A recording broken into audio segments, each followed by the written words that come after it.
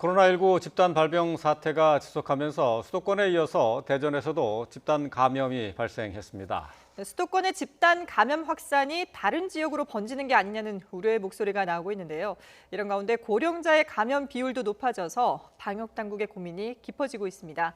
관련 내용 이형민 세브란스 진단검산의학과 교수 그리고 유재복 해설위원과 함께 나눠보겠습니다. 안녕하십니까? 네, 안녕하세요.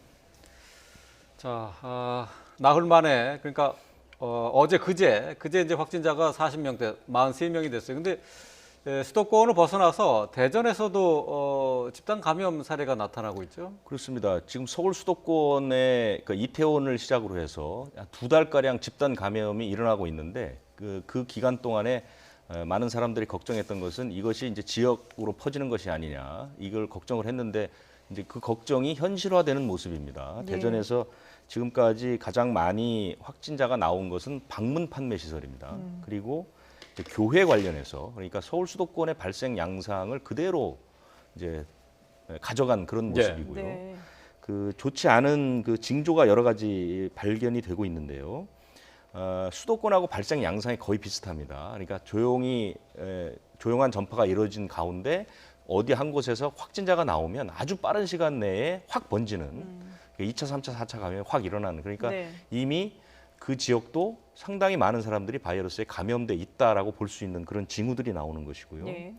그 다음에 그 어저께 그 대전 관련해서 대전 지역에 있는 그 방역 당국자가 얘기한 것은 확진자들이 바이러스 전파력이 어마어마하게 크더라. 네. 이제 이런 얘기를 했습니다. 예. 이게 무슨 말이냐면 그 유전자 증폭 검사를 하면 경계값이라는 게 음성과 양성을 나누는 그 값이 있는데요. 그 값보다 낮으면 양성이 나오고 높으면 음성이 나와서 그래서 왜 음성이 나왔다 양성이 나오는 예. 그런 사람도 있지 않습니까? 그런데 어제 방문 판매 시설에서 확진된 사람들 13명을 조사해 보니까 경계값이 35인데 20 아래로 나왔다는 겁니다. 그러니까 굉장히 낮은 수치가 나왔다는 것은 그만큼 전파력이 강하다는 뜻이거든요. 예. 이것도 상당히 걱정되는 부분이고 그 다음에 연세가 많은 분들의 감염이 당연히 많습니다. 네. 작은 교회, 방문 판매 시설.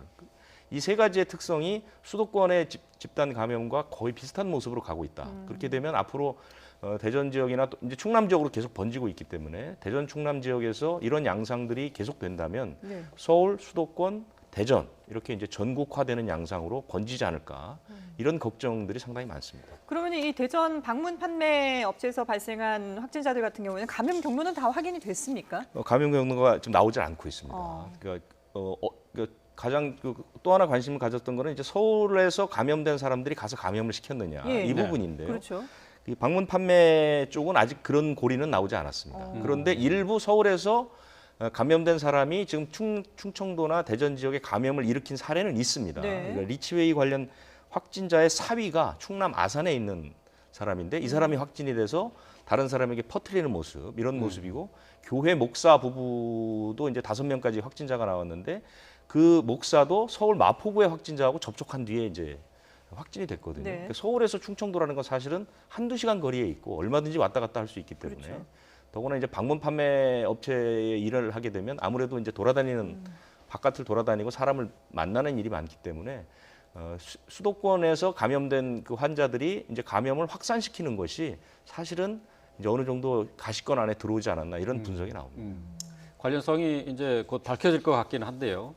근데 이제 이런 가운데 사람들이 많이 이용하는 대중교통 시설인데 서울 지하철 2호선 시청역이죠. 여기서 근무하는 안전요원들이 또 확진이 네. 됐어요. 사실은 첫 소식이 들렸을 때 상당히 걱정들 많이 했죠. 네. 서울의 이제 신도림역이나 시청역 이런 곳은 하루 이용자가 수십만 명입니다. 환승도 되고 이러기 그렇습니다. 때문에. 그래서 예. 상당히 이제 걱정을 했었는데 네네. 다행히 이분들은 그 승객들과 접촉하는 것은 아니고 지금 시청 그 2호선 지하철역에서 이제 공사를 하고 있는데요. 네. 이 공사장에 일반 승객들이 가지 못하도록 이렇게 안내하는 그런 그 안전 요원들입니다. 그래서 네. 승객과 직접 접촉한 거는 없어요. 없고 그래서 첫 번째 환자가 지난 15일에 이제 확진을 받았는데 그분과 같이 일을 하는 두 분이 이제 확진을 받았는데요. 그래서 그 전체적으로 검사를 받은 인원은 13명 정도밖에 되지 않습니다. 예. 그런데 이 세 분이 이제 모두 또 그 아주 연세가 많은 그런 분들이었고 그래서 특별히 이 지하철을 통해서 승객들이나 이용자들에게 확 퍼질 가능성은 그렇게 높아 보이지는 않습니다. 현재로서. 네. 그렇군요. 그나마 뭐 다행인 소식인데요. 자, 이렇게 뭐 수도권에 강화된 방역 조치가 시행이 되고 있음에도 불구하고 코로나19의 수도권 확산이 계속하고 있고, 그리고 또 앞서 들어본 것처럼 대전을 비롯한 이 수도권 이외 지역에서도 번질 조짐이 나타나고 있어서 방역 당국도 답답함을 토로하고 있습니다. 김강립 차관의 얘기 한번 들어보시죠. 대규모의 감염 확산은 차단하고 있다고 하나 방역 당국의 추적 속도가 감염 확산 속도를 충분히 따라잡지 못하여 지역사회 전파가 계속되고 있는 답답한 상황입니다. 그러나 현실적으로 모든 시설과 모임을 정부가 점검하고 관리하는 것은 불가능합니다. 감염 확산의 속도를 늦추기 위해서는 수도권 주민들과 사업장의 협조가 필수적입니다. 답답한 상황이다라고 얘기를 했는데요. 앞서 저희가 이제 뭐 코로나19의 전반적인 상황을 살펴봤습니다만은 보면은 지금 뭐 시청역에서 그 확진된 근무자들도 그렇고 뭐 다단계 업체, 방문 판매 업체에서 확진된 사람들도 그렇고 이 고령자들이 상당히 많거든요. 이런 부분은 좀 우려스러운 부분 아니겠습니까? 예, 맞습니다. 저희가 이제 코로나19의 치명률에 영향을 주는 요인들에 대해서 이제 여러 연구를 통해서 점차 이제 밝혀지고 있는 상황인데요. 근데 이제 연령 같은 경우에는 처음부터 코로나19 사망률에 가장 큰 영향을 주는 요인으로 알려져 있거든요. 현재 이제 우리나라 같은 경우에는 전체 치명률이 2.29%입니다. 네. 그리고 현재까지 279분이 돌아가셨는데 그 279분 중에서 40대 이하에 돌아가신 분은 5분밖에 안 됩니다. 네. 그래서 이제 50대부터 사망률이 증가하기 시작하는 양상을 보이는데요. 네. 50대 같은 경우에 이제 사망률이 0.69%가 되고요.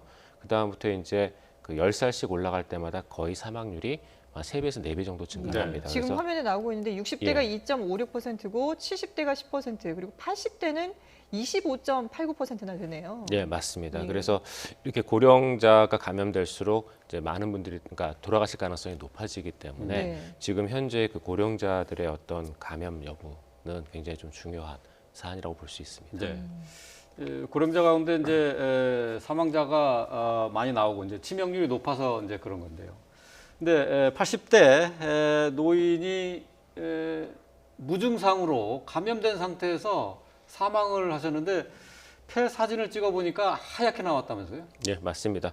이 코로나19의 어떤 임상적인 특징 중에 하나가 이제 본인은 자각 증상이 전혀 없는 경우들이 꽤 있습니다. 근데 이제 그때 엑스레이를 찍어보면 실제로 폐렴은 이제 많이 진행돼 있는 경우들이 많거든요. 네. 그래서 저희가 이제 코로나19에 대해서 중국에서 초기에 이 코로나19가 중국에서 확산됐을 때 길을 걸어가던 그 건강한 사람이 갑자기 쓰러졌다 이런 얘기들을 아마 많이 들으셨을 겁니다. 그게 본인의 자각 증상이 없는 상태에서 폐렴이 진행이 되고 네. 그다음에 진행된 폐렴에 의해서 산소 포화도가 굉장히 낮아집니다. 그래서 실제로는 이제 굉장히 숨이 어려운 상황인데 이게 이제 본인도 모르게 진행이 되다 보니까 네.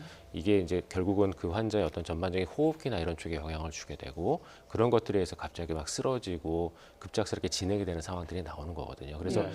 이게 이 코로나19가 어떤 자각적인 증상에 의해서만 저희가 진단이나 이런 것들이 어렵기 때문에 더 관리가 힘든 측면이 네. 있습니다. 폐 사진을 찍었을 때 하얗게 나왔다는 것은 뭘 얘기하는 겁니까? 이게 그 석회화가 됐다는 얘기인가요? 석회화가 된 거는 아니고요. 저희가 이제 폐는 정상적으로 굉장히 많은 부분이 공기로 차 있습니다. 근데 저희가 이제 엑스레이를 찍으면 공기로 채워진 부분들은 까맣게 보이거든요. 네. 그래서 정상적인 폐 사진은 약간의 이제 조직이 하얗게 보이고 그다음에 대부분은 이제 까맣게 보이는 게 정상인데요. 네. 근데 폐렴이 진행이 되게 되면은 폐렴이 진행된 부분은 여러 가지 염증 세포나 이런 것들이 가득 들어차기 때문에 하얗게 변하게 됩니다. 그래서 폐 전체가 하얗게 됐다라는 거는 이제 석회화나 이런 게 진행됐다는 게 아니라 예. 그 부위에 일시적으로 폐렴이 광범위하게 진행이 되면서 전반적인 어떤 폐 기능의 부전 같은 것들이 왔다라고 볼 수 있습니다. 근데 그 상태가 될 때까지 어떻게 증상이 안 나타날 수가 있죠? 그러니까 그게 되게 이 코로나19의 어떤 특징 중에 하나입니다. 그래서 저희가 이제 미국 같은 경우에서도 본인의 증상이 없음에도 불구하고 실제로 산소 포화도 같은 것들을 측정을 해보면은 네. 산소 포화도가 저희가 이제 정상인 사람들은 97%, 98% 정도 되거든요. 그런데 93% 미만의 산소 포화도를 보이는 사람도 의외로 꽤 있었거든요. 그래서 미국 같은 경우에 이제 초기에 검사 역량이 충분히 확장되지 못했을 때 이런 산소 포화도를 기준으로 코로나19를 선별하자라는 얘기까지 나올 정도로 자각 증상이 없으면서도 되게 그 심하게 진행되는 경우들이 이 코로나19에서는 자주 보이는 현상입니다. 근데 그 80대 그 사망자 같은 경우에는 증상이 없다가 이제 폐사진을 찍어보니까 하얗게 변했던 건데 이게 그러면은 뭐 연령대에 따라서 이게 진행 속도가 급속하게 빨라지거나 이런 게 영향이 있습니까? 아니면은 뭐 기저질환이 예, 맞습니다. 두 가지가 다 영향을 주는 걸로 되어 예. 있고요. 일단은 연령이 가장 큰 영향을 주는 요인 중에 하나이고 기저질환 역시 마찬가지인데 네. 현재까지 알려진 기저질환 중에 코로나19의 진행이나 사망률에 영향을 주는 가장 큰 기저질환들은 일단 당뇨가 있습니다. 그래서 이제 저희가 당뇨가 있는 분의 경우에 있어서는 이 코로나19가 중증 질환으로 갈 가능성이 한 절반 50% 정도가 되고 네. 당뇨가 없는 경우에는 한 10% 정도가 된다고 하거든요. 그래서 현재까지 알려진 질환 중에서는 당뇨가 코로나19의 어떤 중증 질환으로의 진행에 가장 큰 영향을 주는 것으로 되어 있고요. 그거 외에도 이제 고혈압이 있는 경우에 위험률이 한 2배 정도 높아진다는 얘기들도 예, 있습니다. 예. 근데 이제 이러한 질환들이 코로나19의 어떤 중증화에 영향을 주는 이유는 당뇨 같은 경우도 우리가 이제 잘 들여다보면은 혈당이 조절이 안 되는 질환이지만 결국 최종적으로 영향을 미치는 부분들이 혈관 쪽이거든요. 그러니까 미세혈관 쪽에 영향을 주면서 어떤 다발성 장기의 어떤 혈관 문제를 일으키는 게 결국 당뇨의 최종적인 네. 메커니즘인데 코로나19도 혈관 내피세포를 공격한다라는 보고들이 있습니다. 그래서 이 두 가지가 서로 영향을 주면서 어떤 당뇨 환자들에서 큰 영향을 주는 걸로 보이고요. 그다음에 또 한 가지 이제 좀 저희가 우려할 만한 그런 소견은 당뇨 환자가 코로나19 때문에 그러니까 코로나19에 감염된 사람이 당뇨가 있을 경우에 더 중증화가 잘 된다는 건 알려져 있는데 네. 현재 지금 해외 쪽에서 문제가 되고 있는 사안은 코로나19에 감염된 사람들 중에 일부가 당뇨로 진행되는 경우들도 있습니다. 그래요? 네, 그래서 지금 여기에 대해서는 아직 그 과학적인 근거를 추가 조사를 통해서 지금 찾고 있는 중인데요. 근데 코로나19를 앓고 지나간 사람이 당뇨로 진행된다는 보고들이 지금 일부 있어가지고 그래요? 거기에 대한 지금 조사들을 하고 있습니다. 네. 얘기를 들을수록 더 공포스러운 상황인데요. 이 뭐 증상이 없었던 분이 확진되고 난 다음에 바로 사흘 만에 숨진 사례도 있었고 또 당뇨가 또 진행된다고 하는 얘기는 또 그 많은 사람들에게 이제 부분이네요. 공포감을 충분히 심어줄 수 있을 것 같습니다. 예, 여기에 대해서는 정확한 이제 연구 결과가 나와봐야 알 것 같습니다. 자, 저희가 얘기를 나누는 도중에 어제 하루 신규 확진자 수가 들어왔습니다. 모두 59명으로 50명대로 다시 올라섰어요. 네, 그렇습니다. 두 가지가 걱정스러운 측면인데요. 예. 첫 번째는 이제 확진자 수가 59명까지 늘었습니다. 네. 해외 유입이 8명이고요. 국내 발생이 51명입니다. 그래서 전체 확진자는 12,257명이 됐고요. 완치된 분은 26명이 늘어서 1,800명이고요. 사망자는 1명이 늘었습니다. 280명입니다. 지역은 아마 최근에 처음 있는 일 같은데요. 서울 수도권을 벗어서 전국적 발생 양상을 보이고 있습니다. 예. 서울이 25명, 네. 경기가 16명, 대전이 7명, 충남이 3명, 거기에 대구, 인천, 전북, 제주, 세종에서 확진자들이 나왔습니다. 물론 여러 명이 나온 것은 아니고 한 명이 나왔는데 예. 네. 최근까지는 아마 아침에 이 통계를 말씀드릴 때 항상 서울 수도권에서만 그렇죠. 발생했다고 말씀드렸는데 예. 지금은 서울 수도권뿐만 아니라 대전, 충남 그리고 거의 전 지역에 걸쳐서 확진자들이 나오는 그런 양상을 보이고 있습니다. 네. 제주도 거의 지금 처음 확진자가 나오는 게 아니죠? 제주도는 뭐 확진자가 띄엄띄엄 나왔죠. 네. 띄엄띄엄 나오는데 이 제주 사례는 해외 유입 사례입니다. 아, 해외 유입으로. 예, 그렇군요. 예, 어제 하루 동안에 코로나19 추가 확진자가 59명이 늘었습니다. 이로써 국내 확진자가 12,257명으로 늘어나게 됐습니다. 네, 지역 발생이 51명입니다. 지금 수도권뿐만 아니라 다른 지역에서도 계속해서 확진자들이 산발적으로 나오고 있는데요. 일단 국내 입국자 검역 과정에서는 4명이 확진이 됐고요. 이를 포함해서 신규 해외 유입은 8명으로 집계됐습니다. 네. 자, 뭐 일단 숫자상으로 조금씩 또 늘어나는 것 같아서 좀 걱정스러운데요. 지금 이 발생 양상으로 봤을 때 뭐가 제일 위험스러운 것으로 판단할 수 있겠습니까? 일단 코로나19의 확산세 자체도 조금 저희가 걱정을 해야 될 것 같고요. 네. 그다음에 이제 그거보다도 더 중요한 게 이게 뭐 특정 기관 안에서 발생을 하는 거면 저희가 관리가 쉬운데 지금 나타나는 것처럼 다발성으로 나타나는 경우는 참 관리가 어렵거든요. 그래서 그런 것들에 대한 주의가 필요하고 그다음에 이렇게 다발성으로 나타날 때 저희가 또 한층 더 관심을 가져야 되는 게 조금 전에 얘기를 했던 것처럼 이제 취약계층이 모여져 있는 요양병원이라든가 요양원 같이 대규모 어떤 피해가 예상되는 곳으로의 유입을 저희가 막아야 되는 상황이거든요. 네. 그런데 지금 환자가 다발성으로 이렇게 발생을 하기도 하지만 의료기관에서의 또 신환 환자 그 확진도 이제 점점 증가하고 있는 추세입니다. 의료기관 같은 경우에는 저희가 고령자와 기저질환자가 모여 있는 곳들이기 때문에 네. 의료기관 안으로 이런 확진자가 들어가지 않도록 유입되지 않도록 적극적으로 관리할 필요성들이 조금 있거든요. 네. 그래서 이런 부분들에 대해서 저희가 좀 많이 걱정을 해야 될 것 같고요. 그다음에 또 한 가지는 이제 이런 것들과 연관되어 있는 저희가 깜깜이 감염이라고 부르는 네. 감염 경로를 확인할 수 없는 그러한 감염들이 늘어나는 것도 저희가 조금 주의를 해야 될 사항으로 보입니다. 그러니까 지금 이 확진되는 그 숫자를 보면은 아직까지도 방역 당국이 선제적으로 어떻게 가서 차단하기보다는 지금 확진자들을 쫓아가는 그런 상황이라고 계속 봐야 되겠죠. 예, 맞습니다. 이게 근데 이제 그렇게 할 수밖에 없는 게 저희가 이제 감염 질환 같은 경우에 대부분의 지금까지의 감염 질환들은 증상이 발현되는 시점부터 감염력을 갖고 있었거든요. 예. 그런데 이제 코로나19 같은 경우에는 증상 발현 2일 전부터 감염력을 갖고 있고 그다음에 무증상 감염도 굉장히 흔한 질환이다 보니까 선제적 대응을 하기가 굉장히 좀 어려운 측면들이 좀 있습니다. 그래서 저희가 우리나라에서 이제 마스크를 지금 전 국민들이 쓰고 있는 이유도 사실 그런 이유들 때문이거든요. 네네. 그래서 그렇게 함으로써 어떤 대중교통 시설이라든가 이런 부분들을 통한 집단 감염을 저희가 막을 수는 있는데 문제는 모든 생활 안에서 저희가 마스크를 착용할 수는 없거든요.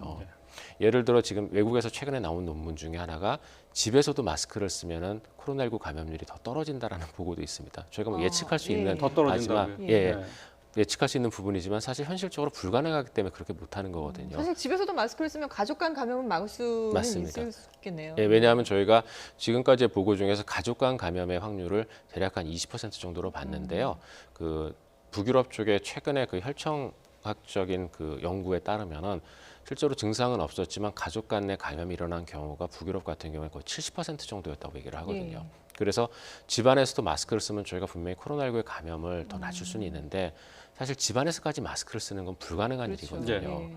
그런 것들을 고려를 했을 때 저희가 분명히 마스크를 쓸 수 없는 여러 가지 상황들이 존재를 합니다. 그게 뭐 최근에 논란이 됐었던 뭐 대형 뭐 수영장이라던가 유흥시설들, 심지어는 식당 같은 것들도 마찬가지거든요. 네. 그런데 식당 같은 경우도 저희가 지금 가보면은 점심 때 굉장히 많은 분들이 마스크를 벗고 식사를 하면서 대화를 하시고 계시거든요. 네. 근데 이런 부분들에 대해서 그동안 저희가 대비를 하고 식당 같은 경우도 예를 들어 뭐 식사 시간을 좀 서로 나눠가지고 많은 분들이 모이지 못하게끔 하고 그다음에 자릿수를 좀 줄인다던가 네. 이런 부분들에 대한 어떤 사회적인 구조 변화나 이런 것들이 필요했었는데 그런 부분들이 지금 아직도 안 돼 있는 상황이거든요. 그러다 보니까 우리가 지금 대형 감염은 막을 수가 있는데 네. 그러한 마스크를 착용할 수 없는 환경에서의 어떤 소규모 감염은 지금 막지 못하는 상황이거든요. 네. 그래서 이런 감염들이 지금 지속되고 있다고 생각을 합니다. 네. 좀 이 교수님 나오셨으니까 뭐 진단 검사 증후학도 얘기를 다시 한번 좀 해봐야 될 것 같습니다. 이게 도봉구에 있는 노인 요양 시설에서 지금 확진자가 30명이 넘게 나왔는데요. 초반에 검사했을 때는 음성으로 나왔다가 11명이 다시 조사를 보니까 또 양성으로 나왔어요. 이렇게 그 검사 결과가 시차에 따라서 달라지는 이유가 어디에 있습니까? 일단 가장 큰 이유는 잠복기 때문에 그렇습니다. 그래서 그 세계보건기구의 코로나19에 대한 검사 지침에도 한 번이 아니라 한 번 이상의 검사 결과가 음성이더라도 코로나19를 배제하지 말라고 돼 있거든요. 그 이유가 저희가 코로나19의 잠복기는 14일로 알려져 있습니다. 네. 그래서 감염에 노출되었을 때 14일까지 안에 이제 코로나19의 증상이 나타나게 되는데 그 중에서 첫 5일의 증상이 나타나는 경우가 50%입니다. 그리고 5일부터 14일까지의 9일 동안에 그 증상이 나타나는 경우가 45%입니다. 그리고 코로나19 감염자의 한 많게는 5%까지는 14일 이후에도 증상이 발현이 되거든요. 네. 그래서 저희가 이런 코로나19의 검사를 너무 조기에 시행하는 경우도 음성이 나오고요. 네. 그다음에 너무 뒤에 시행하는 경우도 역시 음성이 나올 수가 있습니다. 그래서 이러한 코로나19의 음성이 됐다가 양성으로 전환되는 가장 큰 이유는 사실은 잠복기 때문이라고 생각이 되고요. 그다음에 이제 저희가 그 생각을 해볼 수가 있는 게 이 코로나19 검사를 위해서는 이제 상기도 쪽에서 코인도 검체를 이제 면봉으로 채취를 하게 되는데 이게 조금 어렵다라기보다는 환자에게 굉장히 많은 불편감을 주는 네. 행위이다 보니까 검체를 채취하다가 그 잘못 채취하는 경우들이 왕왕 있습니다. 그래서 그런 검체 채취에서의 어떤 문제들도 이제 일부 네. 있는 걸로 저희가 생각이 되고요. 그 다음에 이제 아주 현재까지는 굉장히 드물지만 저희가 이제 검사의 어떤 특성에 대한 위험성의 문제라든가 또는 변이에 의한 위험성도 사실 가능성은 있습니다. 근데 변이요. 예, 근데 이제 현재까지 저희가 국내에서 시행했던 한 300건 정도의 코로나19 전장 전체 분석에 따르면은 그 코로나19 검사에 사용되어지는 부위의 변이는 아직까지는 없거든요. 네. 그래서 이제 그런 부분들은 아마 가능성 굉장히 낮을 것 같고 저희가 가장 먼저 생각할 부분은 사실은 잠복기. 잠복기요. 예, 그게 예. 제일 클 것 같습니다. 그러니까 이게 음성이었다가 양성으로 되는 경우는 잠복기 때문이라고 볼 수 있겠지만 앞서서 뭐 일부 학생들 같은 경우는 양성이었다가 음성으로 되는 경우도 있었잖아요. 네, 이때 맞습니다. 제기됐던 문제가 이게 검사 채취를 아무나 할 수 있는 게 아니다 보니까 이 검사 인력들의 피로도가 높아져서 그런 거다라는 지적들이 나왔거든요. 이 부분에 대해서는 어떤 대책을 좀 마련해야 될까요? 지금 현재 저희가 그 코로나19가 어제까지 국내 의료기관에서 시행된 건수가요. 214만 336건입니다. 214만 건이요. 예. 예, 이미 200만 건이 넘어갔거든요. 예. 그다음에 이제 매일매일 검사를 시행하는 건수도 주말 같은 경우는 하루에 한 10,000건에서 15,000건 정도 시행을 하지만 네. 주중에는 지금 거의 최대 그 35,000건에서 4만 건 정도까지도 지금 검사를 하고 있거든요. 그래서 지금 현재 이런 대규모 검사가 거의 한 5개월째 진행이 되다 보니까 검사 인력의 필요도가 좀 많이 누적되는 상황은 맞습니다. 네. 그래서 이제 이런 부분들에 대해서 저희가 보완은 필요한데, 근데 이 검사 인력이라고 부르는 인력들은 사실 말씀 주셨던 것처럼 이제 일종의 전문 인력이다 보니까 단기간 안에 저희가 확충은 어렵거든요. 예. 그러니까 검사를 수행하는 인력은 그나마 이제 조금 닿지만 그 결과를 최종 판독하고 관리하는 인력들, 그러니까 저희 같은 진단검사과 전문의들은 단기간 안에 나오긴 좀 어렵거든요. 그래서 이제 저희가 이제 최대한도로 이런 그 검사나 이런 것들을 조금 좀 여러 기관으로 분산을 하고 그 다음에 이런 방법들을 생각은 하고 있는데, 결론적으로는 그래도 장기적인 관점에서 어떤 인력 양성 와 거기에 대한 계획 같은 것들이 저희가 좀 필요할 거라고 생각을 하고요. 그다음에 또 한 가지 중요한 거는 이 검사 판독이라고 부르는 행위도 결국은 의료 행위이다 보니까 환자에 대한 많은 정보가 필요합니다. 근데 이제 검체 검사 전문 기관은 사실 환자에 대한 정보를 굉장히 많이 갖고 있지 못하거든요. 예. 그러다 보니까 이제 검사를 판독하는 과정 중에 필요한 정보나 이런 것들이 조금 제한적이기 때문에 이제 나오는 오류들도 일부 있습니다. 그래서 이런 부분들에 대해서는 이제 질병관리본부하고 저희 이제 대한진단검사협회하고 이런 정보의 어떤 공유를 위한 지금 노력들을 지금 하고 있거든요. 예. 예. 그래서 그런 부분들도 저희가 노력을 하고 있고, 그 다음에 이제 검사량이 늘어난 거에 대한 피로도 문제는 저희가 한번 좀 실사를 한번 나가볼 필요도 있습니다. 그래서 지금 현재 그 저희 학회에서 그 질병관리본부하고 그 검체 검사를 전문으로 하고 있는 기관들이 이제 전국에 14개 기관이 있는데요. 그 중에서 이제 그 이미 이제 점검을 한 2개 기관을 제외하고 나머지 기관들에 대해서는 이번 주 말 정도부터 다음 주 정도에 걸쳐서 아마 실사를 시행할 예정으로 있습니다. 예. 그렇군요. 예. 자, 지금 뭐 전국적으로 모든 학급 학년에서 등교 수업이 진행되고 있는데요. 지금 학부모들은 긴장하면서 보고 있습니다. 이게 학교에서 또 N차 감염이 나오지 않느냐 뭐 네. 하는 건데, 지금 학생과 또 교사들을 중심으로 해서 뭐 산발적이지만 어쨌든 확진자가 계속 나오고 있죠. 그렇습니다. 지금 대전 충남 지역에서 이제 확진자가 나오면서 그쪽에 이 방문 판매 업체 같은 곳이 이제 집합 금지 명령이 내려갔거든요. 그렇게 되면 사실상 서울 수도권은 그 많은 부분에서 상당히 강도가 높은 사회적 거리두기를 하고 있고, 예. 이제 대전 충남도 곧 아마 그렇게 될 가능성이 있습니다. 그러니까 그렇게 되는데 지금 마지막으로 이 생활 속 거리두기를 지탱하고 있는 게 저는 이제 이 학교라고 보는 거죠. 네. 학교는 다행히 지금까지 2차 감염이 일어나지 않고 있습니다. 예. 산발적인 감염은 있습니다. 근데 그 감염이 시작점이 학교가 아니라는 것이죠. 집에서 또는 지역사회에서 감염이 됐지만 학교에 가서 적어도 학생들 사이에 전파는 일어나지 않고 있거든요. 네네. 지금 뭐 그래픽을 잠깐 설명드리면 어제만 해도 이게 상당히 많은 곳에서 확진자가 나왔습니다. 네. 초등학생도 나왔고요. 이제 전주여고 3학년 학생은 이날이 이제 시험 보는 날이어서 확진이 돼갖고 이제 학부모들이 많이 놀랬죠. 그다음에 이천 제일고등학교 선생님, 그다음에 부천시 덕산초등학교 교사 이런 분들이 나왔는데, 그래서 이제 상당히 많은 학생이나 교직원을 대상으로 검사를 하는데 아직까지 양성으로 나온 건 없습니다. 예. 다 음성이 나왔습니다. 근데 저렇게 학교마다 그 확진자가 나오게 되면은 뭐 어떻게 학교는 온라인 수업으로 전환합니까? 전환을 하죠. 상당히 긴 기간, 한 2주 정도의 긴 기간 동안 온라인 수업을 하고, 사실 처음에 걱정했던 것만큼 우왕좌왕하는 모습은 보이지 않고요. 이제 사실 학생이 발생하게 되면 학교를 폐쇄하고 온라인 수업으로 대체하고 학생들 검사가 이제 대개 학교 운동장에다가 선별 진료소를 차려놓고 이제 검사를 신속하게 하거든요. 네. 하루 이틀 사이에 이제 대부분 음성이 나와서 별 문제가 없고 약간의 유예 기간을 둔 다음에 다시 수업으로 돌아가는 이런 방식들이 가고 있고요. 예. 지금 처음에는 그 문 닫은 학교, 그러니까 등교를 중지한 학교가 이제 1,000개 가까이 됐는데 지금은 예. 10여 개 정도밖에 없습니다. 그러니까 학교는 다행히 그나마 좀 안정적으로 가고 있다 이렇게를 볼 수가 있습니다. 예.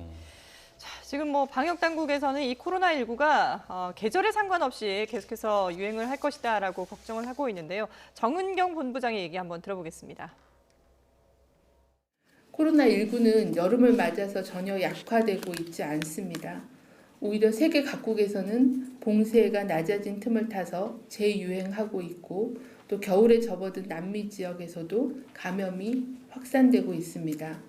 코로나19는 온도 변화에 관계없이 백신이나 치료제가 개발되기 전까지는 장기간 유행할 걸로 보고 있고 우리의 방심을 허용하지 않을 것입니다. 더운 여름이 되면은 바이러스 활동이 조금 주춤하지 않을까라고 예상을 했었는데 지금 보면 전 세계적으로 계속해서 코로나 바이러스가 전혀 줄어들 기미를 보이지 않고 있죠. 오늘 아침 통계를 보면 예. 확진받은 사람이 전 세계에서 828만 명입니다. 828만 명이고 사망자가 44만 6천여 명. 예. 최근 확진자, 새로 환자가 되는 사람을 뽑아보면 한 13만에서 15만 명이 하루에 이제 새로 되는데 지난 5월에가 7만 명대입니다. 그러니까 오히려 2배가 된 겁니다. 예. 이게 많이 늘어나는 것이죠. 예. 첫 번째 이유는 봉쇄 완화 때문에 그렇습니다. 이제 각 나라 정부들이 더 이상 경제의 압박을 이기지 못하고 일부 이제 봉쇄를 풀고 네네. 있고 유럽은 이제 벌써 자기네들끼리 서로 여행도 이동도 하죠. 예. 할 수 있도록 하다 보니까 상당히 많이 늘어나고 있는 게 첫 번째 이유입니다. 그리고 또 하나는 남미 쪽 확진세하고 아시아 쪽 확진세가 어마어마하게 빠릅니다. 남미가 지금 굉장히 큰 문제인데요. 브라질이 100만 명 가까이 왔습니다. 이미. 세계 2위국입니다. 미국은 현재 220만이 넘어갔고요. 그러니까 그런데 브라질의 확진세가 가장 빠르고요. 예. 근데 브라질이라는 데가 우리가 생각하는 것처럼 덥고 습한 나라인데 그렇죠. 확진자가 엄청나게 늘고 있거든요. 그런 특이성을 가지고 있고요. 그 다음에 인도하고 파키스탄 이쪽에 이제 확진자가 폭증세가 지금 매일 최고치를 끊고 있는데 그 나라들도 우리가 생각하기에는 덥죠. 덥고 예. 굉장히 더운 나라들이거든요. 그런데 이런 나라들이 지금 증가율을 보이고 있고요. 최근에 이제 특히 우려스러운 건 중국의 수도인 베이징에서 그 우한에 있는 농산물 시장과 똑같은 근데 규모는 어마어마하게 큰 시장에서 확진자들이 계속 나오고 있거든요. 그래서 여기서 만약에 확진자가 확 퍼지게 되면 또 제2차 유행이 뭐 우리가 우려했던 것보다 훨씬 빨리 다가올 수도 있고요. 그래서 지금 전 세계 양상은 전혀 좋아지지 않고 있는데 많은 나라들은 지금 견디질 못하고 봉쇄를 풀고 있는 오히려 첫 번째 유행 때보다 더 안 좋은 상황으로 가고 있다 이렇게 평가도 가능합니다. 예. 지금 뭐 다 2차 대유행을 걱정하고 있는 상황인데 기온이 높아졌다고 해서 코로나19의 그 감염력이 약해지거나 그런 건 아닌 것으로 보이고 다만 지금 접촉이 늘어나서 그런 거로 생각을 해야 됩니까? 어떻습니까? 말씀대로 이제 그런 측면도 분명히 있고요. 근데 이제 조금 전에 이제 해설위원님께서 이제 잘 말씀을 해주신 것처럼 현재 중남미하고 이제 동남아시아 쪽에서 지금 확진세가 굉장히 많이 늘고 있거든요. 근데 그렇게 늘고 있는 이제 이유 중에 하나는 말씀 주셨던 것처럼 이제 그 여러 가지 견디다 못해서 봉쇄를 품에 따라서 전파되는 양상도 분명히 한 목을 하고 있고, 네. 그다음에 또 한 가지는 이 국가들이 여기에 있던 국가들이 코로나19의 어떤 팬데믹 초기에는 검사를 못했던 국가들입니다. 거기에 따라서 코로나19가 확산되는 걸 전혀 잡지 못했던 국가들이거든요. 네네. 그러다가 최근 들어서 이제 이런 국가들에서도 검사 영역이 이제 확장이 되면서 네. 지금 확진자들에 대한 진단이 많이 이루어지고 있는 상황도 분명히 있거든요. 그래서 처음에 초기에 잡지 못해서 확진자가 늘어나고 그런 부분도 있고, 그 다음에 봉쇄를 하다가 그걸 더 이상 견디지 못해서 풀면서 다시 또 늘어나는 측면도 있고, 그러면서 그 사이 이제 진단 능력이 갖춰지다 보니까 많은 사람들을 진단하고 있는 것도 있어서 이런 여러 가지 요인들이 이제 겹쳐지면서 이제 남미나 동남아시아 쪽에서 많은 환자들이 발견되고 있습니다. 네, 그렇군요. 알겠습니다. 네, 지금까지 코로나19 상황 이형민 세브란스 진단검사의학과 교수 그리고 유재복 해설위원과 함께 짚어봤습니다. 두 분 말씀 잘 들었습니다.